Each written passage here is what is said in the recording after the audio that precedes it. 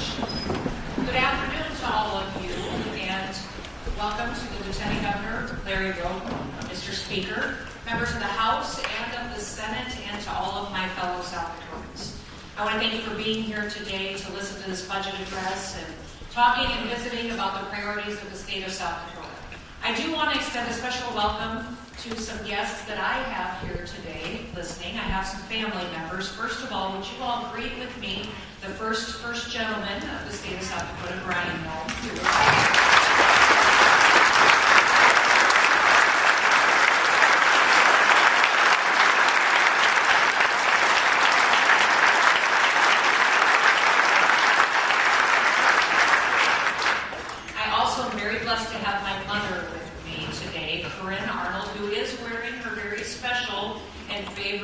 Twitty sweater. So.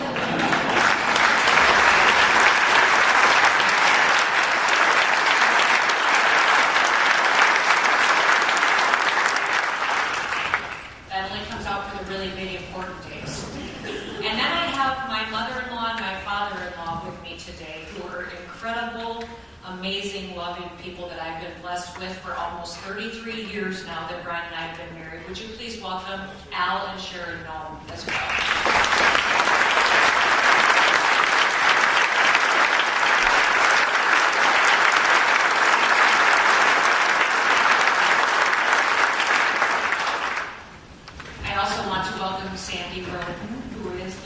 Governor's beautiful wife is with us today, and then I have other family members and staff and cabinet that are here. I want to thank you all for being here for this budget address. I am once again extremely blessed to be here and to discuss South Dakota's budget with all of you. The past 6 years have been one of the greatest honors of my lifetime. I love our state, and I love everything about it. I love our natural beauty, but what I love the most is our people. Our people that are patriots, that love this state, but also love the United States of America. And with that, we have some patriots here serving in our military that I'd like to recognize and ask you to give them a round of applause. If you would please stand if you serve in our military, or if you are a veteran that has served, please stand and let us recognize you.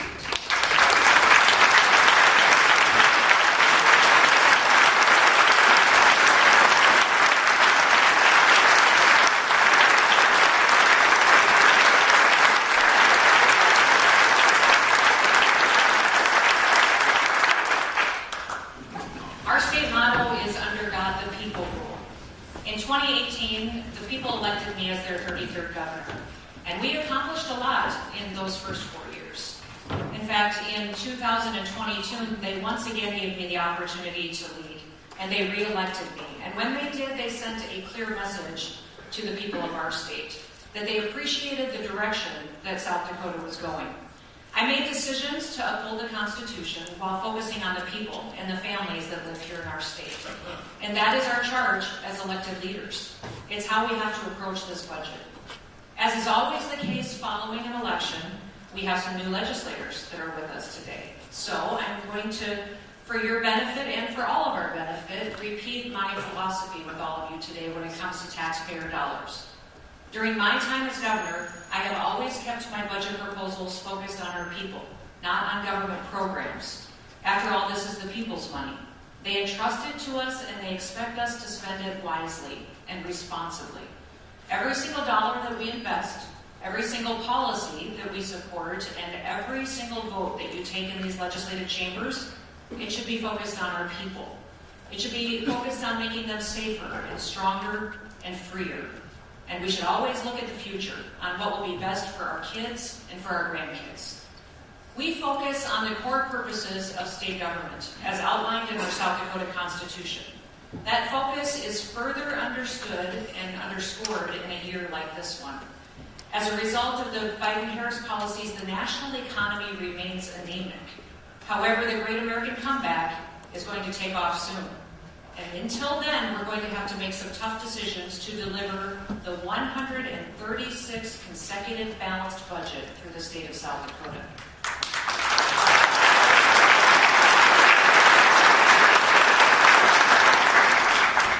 As former Governor Bill Janklow once said, we watch our cash, we watch our projections, and if it ever becomes necessary to make the budget cuts, we will make them without hesitation. Whether or not that involves any political flack or criticism, frankly, I couldn't care less. My first primary responsibility as the executive chief of this state is to make sure that our books always stay in balance and that we never spend more money than what we have available to spend. Frankly, the people of our state do their business that way, and they wouldn't expect any less of us. Those are wise words from a strong leader. And make no mistake, South Dakota's economy remains the strongest of any state in America. We have the lowest unemployment rate in the country, the fastest growing incomes of any state, and folks continue to move here by the thousands to share in our freedom. Even so, our revenue picture has tightened up this year. We have $44 million in ongoing revenue available, and that's less than what we've had in recent years when I've addressed this body. For one-time revenue, we have $175 million available. That's primarily a result of another large infusion of unclaimed property receipts. Last year, you heard me talk about the historic unclaimed property receipts of $134 million. Well, due to our excellent business climate, we've attracted yet another large holder of unclaimed property. This year, unclaimed property funds exceeded our previous record level. They are now $229 million, which is $60 million in ongoing revenue that we can safely and responsibly plan for moving forward. We are considering everything above that amount to be one-time revenue. The people of South Dakota have repeatedly voted for fiscal conservative policy, and they expect their elected officials to enact the same. Now, our budgets should always focus on our core priorities, and that's what I have done in my first 6 years as governor, and that's what South Dakota is going to continue to do. Today, I will talk to you about our priorities and how this year's budget achieves those priorities. Our budget sets our state economy up with the freedom to succeed, and it educates our kids so that our next generation has the best opportunity for success. It promotes access to quality health care across our state. It preserves and protects the safety of our people. And it achieves all of this while maintaining fiscal responsibility for taxpayer dollars. Now, we've accomplished a lot over the last 6 years. One of the things that makes me the proudest is how strong we have made South Dakota's economy. When I first ran for governor, I saw an economy that needed to grow. Our young people were leaving our state, our businesses weren't thriving, and major projects weren't coming here to our state. But I knew that we had an opportunity to turn South Dakota around. I declared South Dakota open for business, and that proclamation was really put to the ultimate test during COVID when the rest of the country shut down. Not South Dakota. We trusted our people, and we gave them the responsibility to make the best decisions for themselves and for their loved ones. Our economy took off. We made wise investments as a state to tell our story and to capitalize on our economic strength. We were able to make 10 years worth of broadband infrastructure investments in just 1 year because of our strong tax revenues that we brought in. We invested in tourism and workforce marketing campaigns so that people would be drawn to South Dakota's freedom and our open spaces. We knew that childcare and housing availability were concerns that kept our workforce from growing. So, as quickly as possible, we made targeted investments in those areas to keep our momentum going.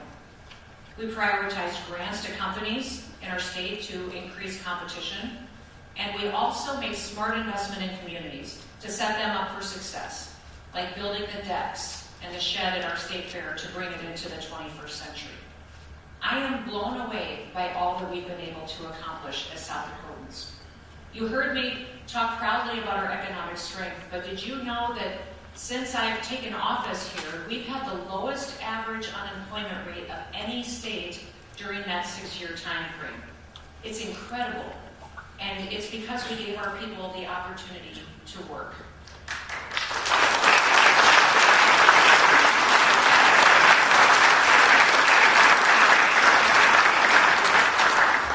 My budget proposal will continue to invest in our state's workforce. And one way we do that is by investing in our state employees and in our healthcare providers. And over the last few years, we've provided targeted increases for both. Last year, we passed legislation to guarantee that teachers will get opportunities to earn more when we give increases to education funding. Together, those three make up the big three. This year, that is what I'm proposing that we can do when we address inflation again.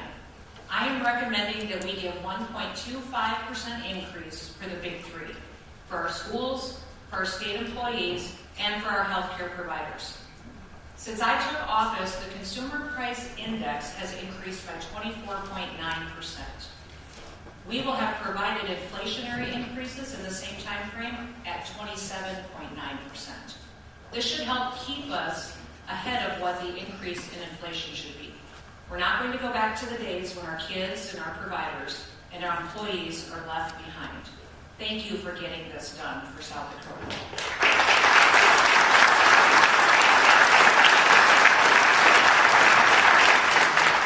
One of the best ways that we can keep South Dakota's economy strong is by keeping taxes low for our people. Last year during this speech, I asked you to make a permanent tax cut for the people of South Dakota. And I am reiterating that request to all of you today. Our people deserve better than a temporary sales tax holiday. And I look forward to that conversation during this legislative session. In order to meet our workforce needs, our kids and our grandkids need to be equipped for the jobs of the future. But education holds more than a fundamental place in our society than just filling our open jobs. I have prioritized education over the last 6 years, but let's start with the cornerstone of education, which is reading. We have invested in the science of reading because it works. Returning to this phonics-based method ensures that our educators know how to teach our kids to read efficiently and with confidence. We can bolster those efforts with a 5-year, $54 million federal grant to support our science and reading programs at the district level. My Department of Education is moving literacy forward, and I thank you for your support of the science of reading. We've also emphasized the Jobs for America's Graduates program to make sure that high-risk South Dakota kids can make it to graduation ready for college or for a career of their choice. We invested in higher education to make our workforce needs and to meet them. We also expanded training opportunities for nurses at technical schools and for colleges, and we supported the growth of our cybersecurity program at Dakota State University to guarantee that the jobs of the future will be right here in South Dakota. We provided full tuition for our South Dakota National Guard soldiers to thank them for their service to our state and to our nation. And we guaranteed that teachers will get increases to match state funding for education. We're going to continue to prioritize education with this year's budget. My budget focuses on making sure that our students have the best opportunity for success. Good education starts in the home, and parents should have the tools that they need to choose the educational path that is best for their kids. I'm proposing that we establish education savings accounts for South Dakota students in this upcoming legislative session. I'm setting aside $4 million in ongoing funds to stand up the program and to start providing support for South Dakota students. Now, this investment will pay for a portion of private school tuition or curriculum for alternative education, beginning with about $3,000 per student. Because this is a starting point and a limited initial investment, we must first provide for the South Dakota students that have the greatest need. But our goal is to expand the program, and my hope is that these ESAs will ultimately be available to every single student in South Dakota. Now, let me be clear. We will not be cutting any dollars toward public schools, as many people might try to argue. Public schools are very important to our state's educational future. And as I've mentioned, education has seen historic funding increases. It's important to remember that South Dakota supports all of our students. We want those students to receive an education that's best for them and to have the freedom to do so. I look forward to working with both legislative chambers to get this policy in place. In 2019, I started a program within the Department of Public Safety that's called the School Safety Center. This center operates a tip line, and it provides training to help keep our students safe. They've completed over 150 different school safety assessments, and they have made recommendations in security upgrades and in improvements to our school districts. However, sometimes these school districts have a difficult time affording and putting in place these improvements. This year, I am proposing that we invest $10 million in one-time funds over the next 5 years to create school safety grants. These grants will support identified security upgrades and protect the next generation of South Dakotans.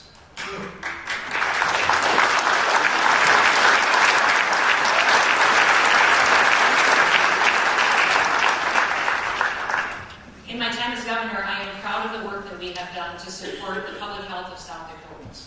Every single citizen in our state should have the freedom to live where they want to and the opportunity to have good health outcomes, even if they choose a rural lifestyle.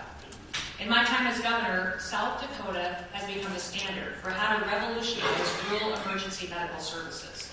Innovative efforts like telemedicine in motion are setting an example for the nation. And we've put modern life packs in the back of ambulances across the state to save lives with all of your support. We've expanded the Bright Start program to support moms and their babies before birth and after. And we started construction on a brand new state-of-the-art public health lab. We've added resources to this lab to enhance all of our services to the state. We've invested to help build and to support regional mental health facilities across South Dakota. In the past, when a South Dakotan was experiencing a mental health crisis, they would end up often in jail or in an emergency room to get cared for.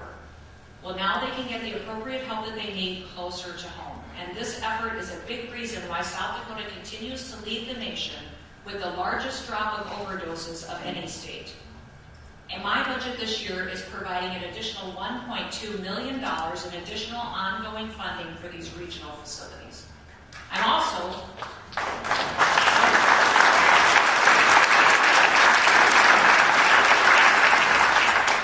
recommending a $1.5 million investment into Agency with Choice at the Department of Human Services. This will continue to allow our families utilizing our Family Support 360 program and services to choose the services that fits their family and their homes best. They can do so without an arbitrary cap on the hours of service that can be provided. And this investment will provide greater care for South Dakotans utilizing our developmental disability services. Public health is influenced by so many things, including the water that we drink. My administration has made historic investments with your partnership in water infrastructure across South Dakota to make 20 to 30 years worth of water investments in a very short time frame. I'm proud that we have improved the quality of South Dakota's drinking water for decades to come. And we've also provided infrastructure to help our state grow with economic opportunities that are in our future. We're also managing this increased demand on our state's Medicaid system with fiscal responsibility. We have $86 million in mandatory ongoing spending increases in this year's budget. Those are primarily tied to Medicaid. This includes the remaining $33.7 million to fully fund the cost of Medicaid expansion. I want to thank all of you in the legislature who've taken the steps to ramp up to that total amount in the last couple of years. Those targeted investments in addressing this cost has been very smart and wise and will help us serve people better in the future. That smart planning is going to afford and help us afford in this total in the years to come. But because our state's economy has done so well, we will have to take on a higher share of the Medicaid costs ourselves. The federal government is reducing their FMED support, and the state will have to step up and fill that gap. This will also cost us another $27.8 million. With all of those investments, we're going to continue to strengthen public health in the state of South Dakota for years to come. And now I want to talk about safety. One of the core responsibilities of the government is to guarantee the safety and the security of our people, to protect their rights to life, liberty, and the pursuit of happiness. I'm proud that what we have done in the last 6 years has improved the safety of our people. We've strengthened our physical infrastructure to keep our people safer. We've repaired highways and bridges. We've included and put in place innovative new ways to achieve safety on our roadways. We've consistently invested in our state radio infrastructure to support public safety communications in every corner of South Dakota. We fixed dams across the state, and when we saw a 1,000-year flood this past summer, we didn't have major dam breaks in South Dakota like we saw in our neighboring state. In order to continue this important work, I am recommending in my budget an additional $13 million to finish the Richmond Dam project. We have also invested in our readiness centers for our South Dakota National Guard and communities around our state. Our National Guard has consistently been awarded for being the very best in the nation. They do every mission with excellence, whether responding to natural disasters, deploying overseas, or helping to secure our border. By supporting and building training facilities like these readiness centers, it's going to help keep us safe into the future. I have increased resources to combat the horror of human trafficking, and when President Trump secures the southern border, we will cut off the primary pipeline for human trafficking that is infiltrating our country.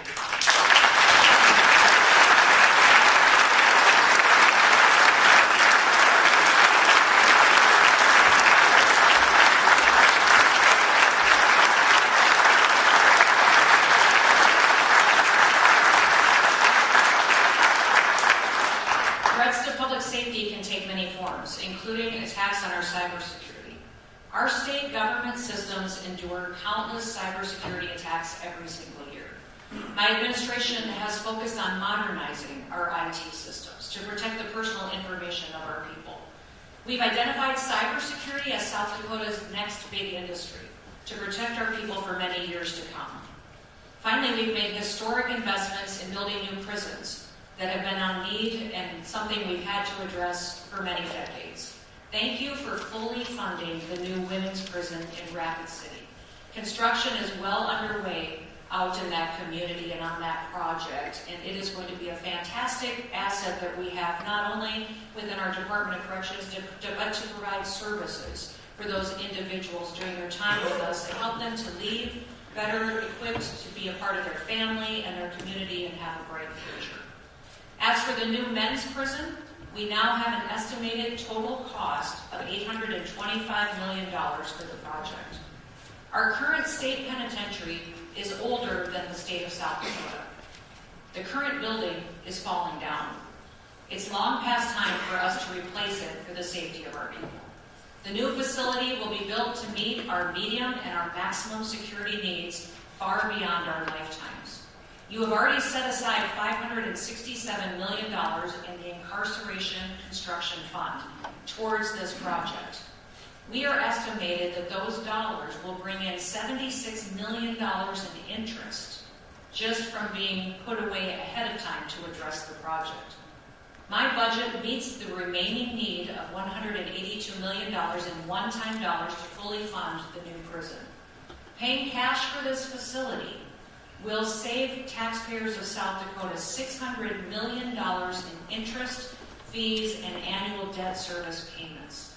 It is amazing to me what this legislature has done and what we will continue to do to save the money ahead of time for a project of this size to make sure that we aren't putting a burden on the future taxpayers of South Dakota.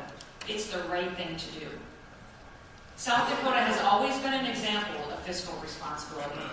After all, this budget will reflect 136 consecutive balanced budgets for our state.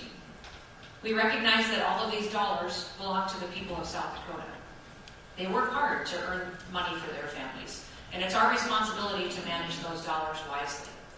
Since I've been governor, we've taken fiscal responsibility to new heights. We've truly made South Dakota an example for the rest of the nation to follow. We're one of the only states with a fully funded pension plan. We have a AAA credit rating. We've paid off tens of millions of dollars in debt.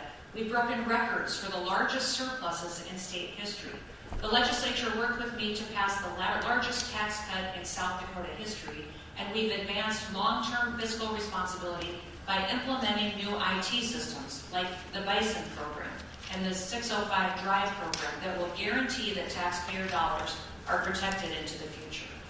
This year's budget will continue to maintain responsibility and management for taxpayer dollars. I'm recommending that we maintain our long-standing practice of having a minimum 10% budget reserve balance for a rainy day. Additionally, due to that unprecedented influx of unclaimed property receipts, I'm recommending that we set aside another $43 million of our one-time revenues to pay for future claims. This money belongs to the people, and we must be ready to pay it back when those claims come in. This will set our reserve balance around approximately 10 or 12% of our state budget. I told you earlier that we only had $44 million in available ongoing revenue, but we have $86 million in mandatory new ongoing expenditures. We discussed other new spending items today, and to balance this budget, we're proposing $71.9 million in budget reductions and discretionary changes. You may have other things that you would like to fund, but as President George Washington said, we must consult our means rather than our wishes. This is what South Dakota families do every single day. We'll achieve a balanced budget by making needed changes to both revenues and to expenditures. As technology evolves, it's important for our state government to look at past decisions to ensure that they're still relevant for today. Over a decade ago, we encouraged businesses to electronically file sales taxes by providing a credit incentive. This collections process is now normal business practice, and this incentive is no longer necessary. We're going to continue to strengthen our fiscal foundation by paying off debt with one-time money. This will free up ongoing money for this year. We'll reduce the money that we set aside for maintenance and repair. We're going to right-size the funding for programs through the Department of Social Services and the Department of Human Services to match utilization of these programs. They have been reverting money for years at the end of the fiscal year over the last several years, and it's time we right-size these budgets. We'll reduce the state match in funds for the temporary assistance for needy families. Our economy is strong and more South Dakotans are working than before, and I have asked the Board of Regents to propose $2 million in budget reductions of their own. I propose reducing funding for South Dakota Public Broadcasting to bring us in line with the national average. Currently, South Dakota is the third largest per capita funding of public broadcasting of any state in the nation. We've been paying more than double the national average. And finally, I'm proposing further steps to strengthen our fiscal fortitude. We're going to expand resources to assist the Board of Internal Controls. We need to strengthen our Department of Legislative Audit and to clarify the work that they do. My budget includes 2 more additional employees in this department to build on steps that will be taken to make sure that we have integrity and oversight of taxpayer dollars. We'll continue to strengthen our financial systems to make sure that we're transparent with these taxpayer dollars. And the new Bison accounting system will have safeguards in place to control processes and to protect taxpayer dollars. Things that simply were not possible before with our decades-old system. The 605 Drive program will strengthen financial security and transparency within the Department of Revenue. And last week, I signed an executive order to stand up state employee trainings around public trust, duty to act, internal controls, conflict of interest, and a service mindset for the citizens of South Dakota.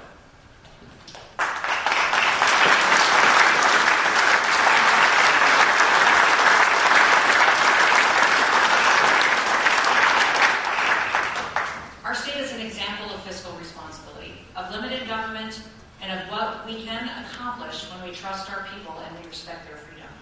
We don't just talk about these things. We make the tough decisions to back up those words with action, and the results prove that our approach is correct. I want to thank my team at the Bureau of Finance and Management for putting together this budget today. Would you all give them a round of applause?